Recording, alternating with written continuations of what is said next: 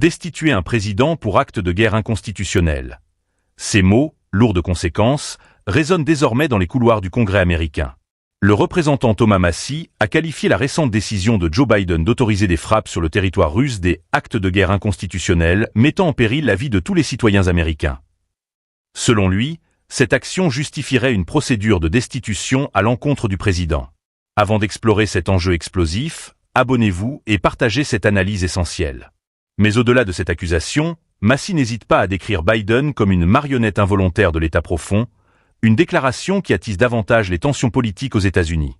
Le contexte est crucial pour comprendre ces déclarations incendiaires. En autorisant des frappes en Russie, l'administration Biden semble avoir franchi une ligne rouge, selon certains élus conservateurs. Ces actions s'inscrivent dans une stratégie américaine de soutien militaire accru à l'Ukraine, mais elles risquent d'intensifier les confrontations avec Moscou. D'un point de vue constitutionnel, les opposants à cette décision estiment qu'un tel acte aurait nécessité une consultation et une approbation préalable du Congrès, conformément aux prérogatives législatives en matière de déclaration de guerre.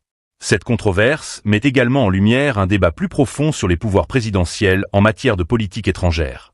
Depuis plusieurs décennies, les présidents américains, de différentes administrations, se sont octroyés une marge de manœuvre croissante, souvent au détriment du Congrès.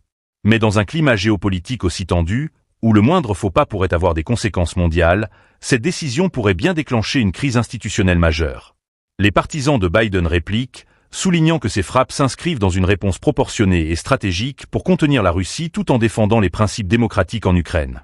Toutefois, cette justification ne semble pas apaiser les critiques les plus virulentes, qui considèrent que le président a outrepassé ses pouvoirs constitutionnels, mettant en péril la stabilité nationale. Alors que le Congrès débat de ces accusations, la question reste posée. Cette décision marque-t-elle une stratégie calculée ou un dangereux précédent pour l'avenir des relations internationales et de la gouvernance américaine ?